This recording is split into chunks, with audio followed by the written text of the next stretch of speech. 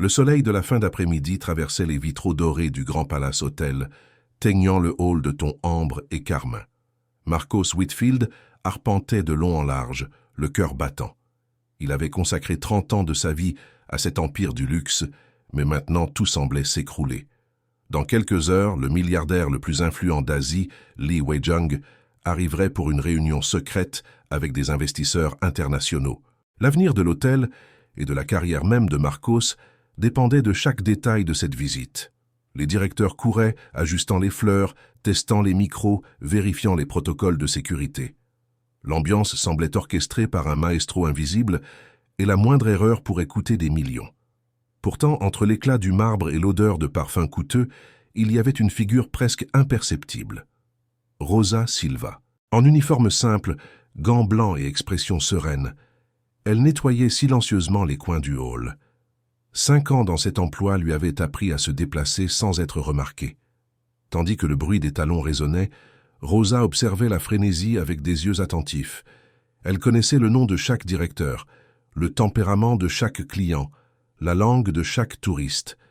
Elle entendait plus qu'elle ne laissait paraître. Pourtant, pour tous ceux qui étaient là, elle n'était que la femme de ménage de l'après-midi. Amanda, la réceptionniste en chef, ajustait nerveusement son badge. « Monsieur Whitfield, je viens de recevoir confirmation. Le vol privé de Monsieur Wei-jung a atterri il y a 20 minutes.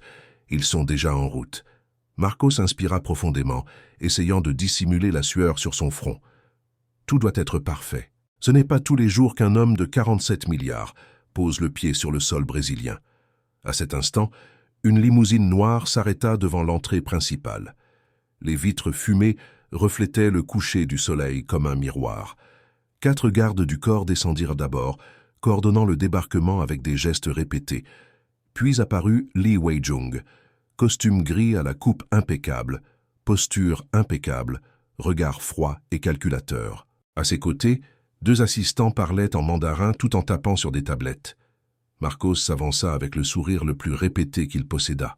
« Monsieur Lee, c'est un honneur de vous recevoir au Grand Palace. » Le milliardaire inclina simplement légèrement la tête. Ces mots suivants, prononcés en mandarin, résonnèrent comme une mélodie indéchiffrable pour tous les présents. Amanda regarda Marcos en panique. « Il demande quelque chose, monsieur. » « Mais je ne comprends pas ce que c'est. » Le directeur des événements s'approcha. « Peut-être parle-t-il anglais. »« Essayez. » Marcos, nerveux, risqua.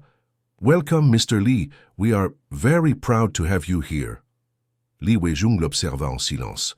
Il répondit à nouveau en mandarin, d'un ton serein mais impatient. L'un de ses assistants notait chaque mot, tandis que l'autre regardait sa montre. Rosa, de l'autre côté du hall, nettoyait une table en verre près du piano. Elle comprenait tout. Chaque syllabe, chaque nuance, chaque métaphore. Il demandait des détails sur la capacité de sécurité de la suite présidentielle, sur les mesures de confidentialité, sur le système de connexion crypté, des sujets complexes qui, en portugais, auraient paru trop techniques. Mais Rosa ne pouvait pas intervenir. Elle avait déjà essayé d'aider une fois, des années plus tôt, et avait été réprimandée pour dépasser les limites de son poste. « Amanda !» cria Marcos. « Amenez le traducteur de l'agence, tout de suite. »« Monsieur, il a annulé ce matin, vous vous souvenez ? Sa femme est entrée en travail. » Marcos sentit le sol se dérober sous ses pieds. Lee Wei-jung parlait à nouveau, maintenant d'un ton plus froid. Les gardes du corps observaient attentivement, la tension montant. L'un d'eux murmura quelque chose au milliardaire, qui secoua la tête en silence. Rosa savait ce qui allait suivre. Il était sur le point d'abandonner. « Quelqu'un ici parle chinois ?» cria Marcos désespérément, la voix résonnant dans les couloirs. Silence. Aucun des 20 employés n'osa répondre. Rosa ferma les yeux un instant, le chiffon encore dans les mains. Elle entendit le bruit des pas de Lee Wei-jung en direction de la sortie. Ce bruit, ferme et rythmé, semblait une horloge marquant la fin d'une ère. Elle sentit sa poitrine se serrer. Elle s'était promis de ne plus jamais s'impliquer dans des affaires qui n'étaient pas de sa responsabilité, mais quelque chose en elle criait. « Monsieur Lee !» La voix sortit basse, presque un murmure. Tous se retournèrent. Rosa déglutit et continua, maintenant en mandarin parfait. « Vous avez demandé des détails sur la suite présidentielle. Je peux vous la montrer personnellement. » Le silence qui suivit semblait vivant. Les yeux de Li Weijung brillèrent, intrigués. Marcos cligna des yeux sans comprendre. Qu'est-ce qu'elle a dit? Amanda, ne comprenant rien, répétait seulement « Je crois qu'elle parle avec lui ». Le milliardaire fit un pas en avant. Ses mots suivants furent un test. Rosa répondit avec calme, l'accent impeccable. Les gardes du corps échangèrent des regards. Li Weijung sourit pour la première fois. Enfin, quelqu'un qui me comprend. Rosa baissa la tête avec respect. C'est un honneur, monsieur. Marcos était pâle. Rosa, tu parles chinois? Couramment, répondit-elle toujours en regardant l'hôte. Et je comprends aussi les dialectes du Sud. Pourquoi n'as-tu jamais rien dit? S'exclama-t-il, incrédule. Parce que personne ne me l'a jamais demandé. La réponse tomba comme une lame. Li Weijung observait chaque geste.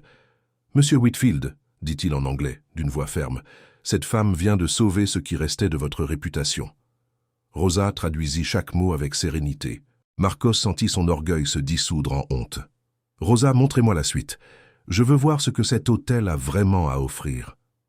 Oui, monsieur, répondit-elle, le conduisant jusqu'à l'ascenseur. Les gardes du corps suivirent, et la foule d'employés s'écarta, murmurant.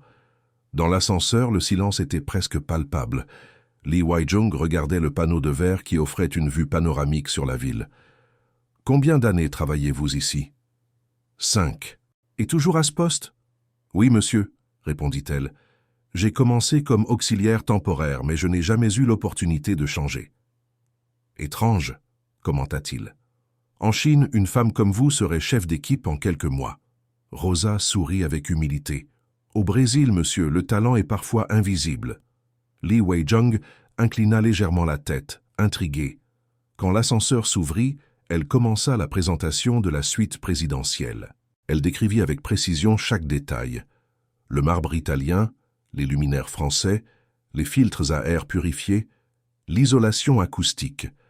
Elle traduisait avec élégance, alternant entre le portugais et le mandarin, expliquant les nuances culturelles sur l'étiquette de l'hospitalité, les protocoles et les rituels de bienvenue asiatiques. Le milliardaire était réellement impressionné. Où avez-vous étudié? Université de São Paulo. Lettres, avec spécialisation en mandarin. Et vous travaillez à nettoyer les sols? Rosa hésita. C'est ce qui était disponible quand ma fille est née. La sincérité d'elle brisa la glace. Pendant un instant, le regard de Li Weijung s'adoucit. En Chine, nous avons un dicton. Même le jade le plus pur a besoin d'être taillé. Vous, Rosa, êtes un jade caché. Elle ne répondit pas, mais son cœur s'accéléra. Soudain, la porte de la suite s'ouvrit avec force. Marcos entra essoufflé. « Monsieur Li, je peux prendre la suite. » Li Weijung le regarda froidement. « Vous pouvez sortir. Je suis parfaitement bien servi. » Marcos s'arrêta, embarrassé. « Avec tout le respect, monsieur, elle n'est qu'une femme de ménage. » L'air devint lourd. Rosa baissa les yeux, mais avant qu'elle puisse parler, le milliardaire intervint. « Et vous n'êtes qu'un homme qui ne sait pas reconnaître la valeur quand il la voit. » La phrase traversa le silence comme un coup de tonnerre. Rosa continua la visite, maintenant avec une dignité renouvelée. À chaque explication, Li Weijung semblait plus intéressé, non seulement par la structure de l'hôtel, mais par l'histoire de cette femme invisible. Quand ils eurent terminé, il fit un geste pour que les gardes du corps sortent. « Je veux parler avec elle seul à seul. » Rosa sentit son estomac se nouer. « Oui, monsieur. » Il marcha jusqu'à la fenêtre, observant l'horizon doré de la ville. « Savez-vous, Rosa, les plus grands empires que j'ai construits sont nés de conversations simples comme celle-ci, des gens ordinaires, mais avec quelque chose d'extraordinaire. » Elle sourit légèrement. « Je pense que l'extraordinaire n'apparaît que quand quelqu'un décide d'écouter. » Li Weijung se tourna, et personne ne vous écoutait avant. « Non, monsieur, » répondit-elle avec calme. « Ici, on apprend à rester silencieux. » Le milliardaire croisa les bras, l'évaluant comme un investisseur analyse une pierre rare. « Dites-moi une chose, Rosa. Si vous aviez la chance de tout changer, que feriez-vous » Elle inspira profondément. « Je créerais des opportunités, pour moi et pour tous les autres qui travaillent ici. » Un léger sourire se forma sur ses lèvres. « J'aime entendre cela. » À ce moment, le téléphone de Rosa vibra discrètement dans sa poche. C'était un message de Sofia, sa fille. Maman, tu as fini le travail? Tu me manques. Rosa retint l'envie de pleurer. Li Weijun le remarqua. Vous avez des enfants? Une petite fille de 8 ans, intelligente et curieuse. Il hocha la tête. Les enfants sont le véritable investissement. L'ascenseur sonna. Amanda apparut hésitante. Monsieur Li, les investisseurs japonais sont déjà arrivés. Il regarda Rosa. Alors, demandez-lui de traduire. Moi? Demanda-t-elle surprise. Oui, vous, répondit-il avec fermeté. Je veux que vous soyez mon interprète pendant toute la négociation. Rosa inspira profondément. Oui, monsieur. Et ce fut ainsi que, devant une table de millionnaires et de caméras discrètes, la femme qui nettoyait les sols du Grand Palace devint la voix du milliardaire le plus puissant d'Asie. La salle de conférence du Grand Palace semblait un autre monde. Rideaux de velours bleu, lustres scintillant comme des constellations, et une longue table de verre reflétant des visages tendus. D'un côté, Li Weijun et son équipe d'exécutifs asiatiques. De l'autre, des investisseurs brésiliens, parmi lesquels Marcos Whitfield lui-même, essayant encore de dissimuler son malaise à voir sa femme de ménage diriger la réunion. Rosa se plaça à côté de Li Weijun, avec un badge improvisé épinglé à son uniforme, assistante de traduction temporaire. Son cœur battait comme un tambour, mais sa posture était impeccable. Quand le milliardaire commença à parler en mandarin, toute la salle plongea dans le silence. « Qu'a-t-il dit » chuchota Amanda. Rosa traduisit calmement, la voix ferme et claire.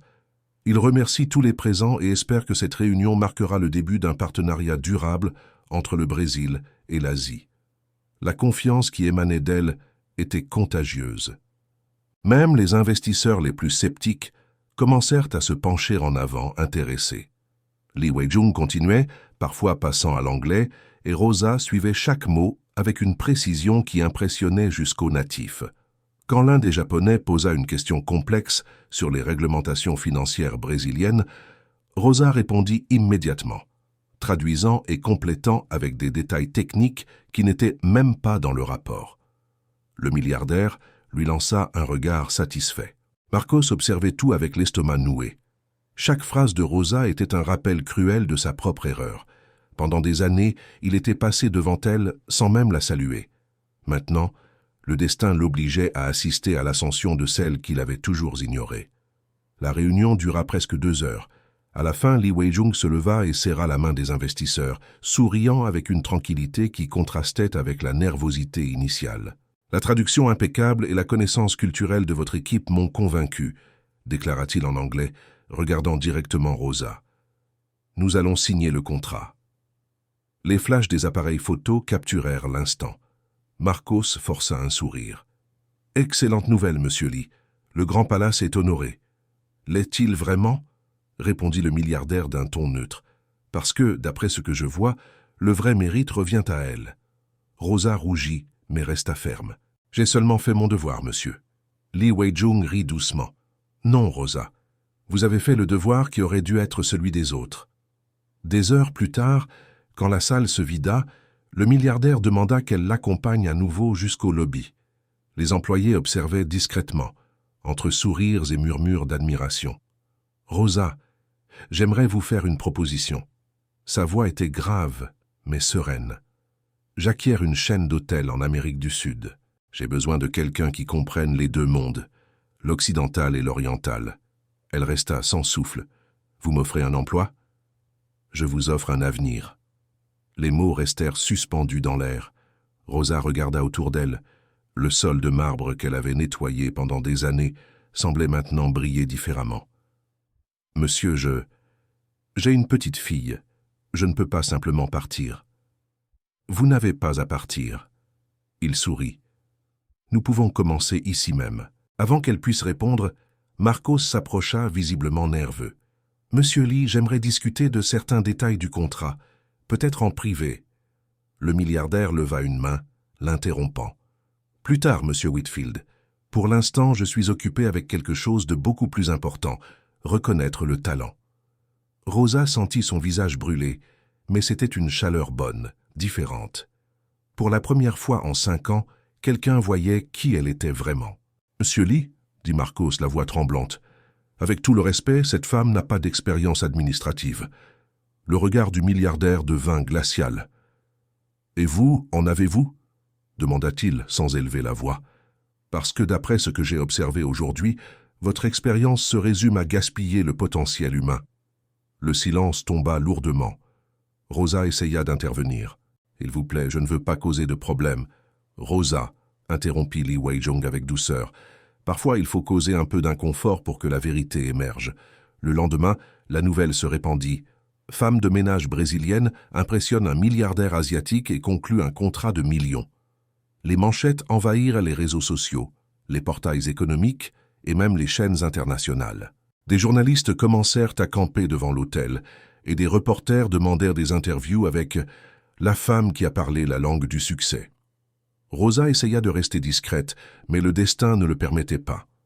Li Weijong insista pour qu'elle participe aux réunions de planification. Chaque décision passait par ses mains. Elle portait maintenant des vêtements formels, une chemise blanche simple et un blazer bleu, mais elle gardait encore l'ancien badge dans sa poche comme souvenir. Lors d'une des réunions, le milliardaire l'observa en silence. Quand tous furent répartis, il dit « Savez-vous ce qui m'impressionne le plus chez vous, Rosa ?»« Non, monsieur. Ce n'est pas la fluidité, c'est l'humilité. Des gens comme cela sont rares dans le monde des affaires. » Elle sourit timidement. « L'humilité est ce qui reste quand on vous a tout pris. » Li Weijong hocha la tête. « Et c'est ce qui reste quand vous avez tout conquis aussi. » Pendant ce temps, l'autorité de Marcos s'évaporait. La direction de la chaîne commença à questionner son leadership. Le contrat de 50 millions qui aurait dû le consacrer servait maintenant de preuve de son échec. Une semaine plus tard, Li Weijong le convoqua pour une conversation privée. « Monsieur Whitfield, j'ai décidé de faire une offre pour l'hôtel. »« Quoi ?» Il pâlit. « C'est impossible. Le Grand Palace est ma vie. »« La vie change, » répondit le milliardaire avec calme. « Vous êtes endetté, et j'ai intérêt à le transformer en centre de référence entre le Brésil et l'Asie. » Marcos essaya d'argumenter, mais le regard de Li Weijong suffit. « Réfléchissez bien, monsieur Whitfield. Parfois, perdre quelque chose est la seule façon de se libérer de ce qui vous retient. » 3 jours plus tard, le contrat fut signé. Le Grand Palace changeait officiellement de propriétaire. Et avec la nouvelle gestion, vint la nouvelle inattendue. Rosa Silva avait été nommée directrice des relations culturelles et de l'échange international. Les employés applaudirent. Donna Carmen, la femme de chambre la plus ancienne, pleura d'émotion.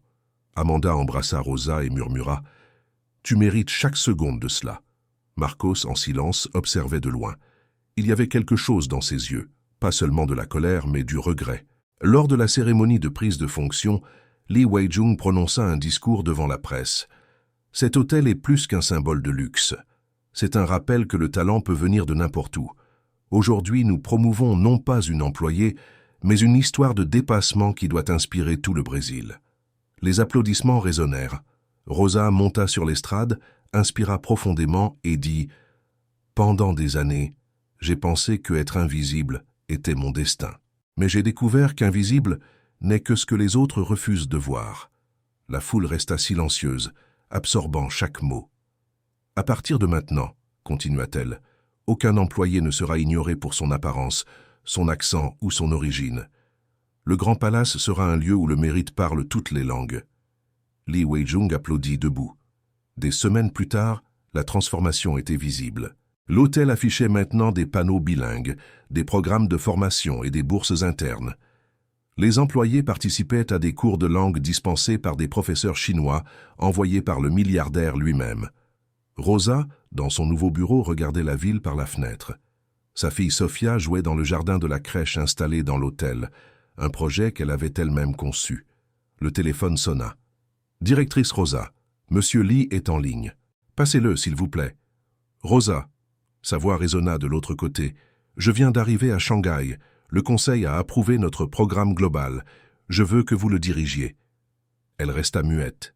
« Global. Oui, nous allons créer un réseau d'échanges culturels et professionnels. Brésil, Chine et d'autres pays. Vous serez le lien entre eux. » Rosa sentit les larmes monter. « Monsieur, je ne sais pas si je suis capable de quelque chose d'aussi grand. C'est ce que vous avez dit la dernière fois, » répondit-il avec un sourire perceptible dans la voix. et regardez où vous êtes maintenant. » En fin d'après-midi, elle marcha jusqu'au hall.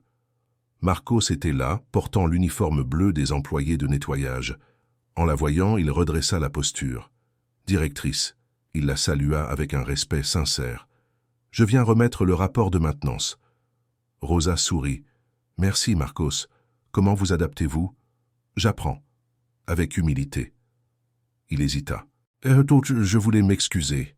Pour toutes ces années. »« Excuse acceptée, » répondit-elle. « Nous avons tous les deux appris. » Marcos hocha la tête et partit. Rosa resta à observer les projecteurs du hall s'allumer, un par un, se reflétant dans le marbre qu'elle avait elle-même nettoyé pendant si longtemps. Plus tard, en rentrant chez elle, Sophia courut vers elle avec un dessin dans les mains, 2 personnes souriantes sous un drapeau divisé entre rouge et vert. « C'est toi et monsieur Lee, » expliqua la petite. « Vous avez fait l'amitié entre 2 mondes. » Rosa l'embrassa fort. « C'est exactement ce que nous avons fait, mon amour. » Cette nuit-là, avant de s'endormir, elle regarda le vieux diplôme encadré au mur. Maintenant, ce n'était plus un rappel d'échec, mais un symbole de persévérance. Elle prit son portable et écrivit un message à Lee Wei-jung. « Merci d'avoir cru en celle que le monde ignorait. » La réponse arriva quelques minutes plus tard. Le monde a besoin de plus de Rosa, et de moins d'aveugles. Elle sourit, ferma les yeux et pensa à combien d'autres histoires invisibles attendaient encore d'être vues. Parce qu'au bout du compte, le vrai luxe n'a jamais été dans le marbre, les bijoux ou les milliards, mais dans la reconnaissance de la valeur humaine cachée derrière les uniformes. Et tandis que le grand palace brillait sur la ville, Rosa Silva comprit enfin. Certains noms n'ont pas besoin d'être sur les portes pour laisser leur marque sur les murs de l'histoire. Des mois plus tard, le grand palace, désormais renommé Palace International Bridge, recevait des délégations du monde entier. Rosa marchait dans le hall avec assurance, saluant en plusieurs langues. Sophia, déjà en train d'étudier le mandarin, attendait pour l'accompagner dans un voyage en Chine. Près de la porte, Marcos aidait les nouveaux employés, enseignant avec patience. Lee Wei-jung arriva en souriant, observant tout avec fierté. « Êtes-vous prête pour la conférence mondiale ?» demanda-t-il. Rosa hocha la tête. « Je l'ai toujours été, monsieur. Il ne manquait que quelqu'un pour me voir. » Il tendit la main. « Le monde vous voit maintenant. » Elle sourit. « Et j'ai aussi appris à voir. »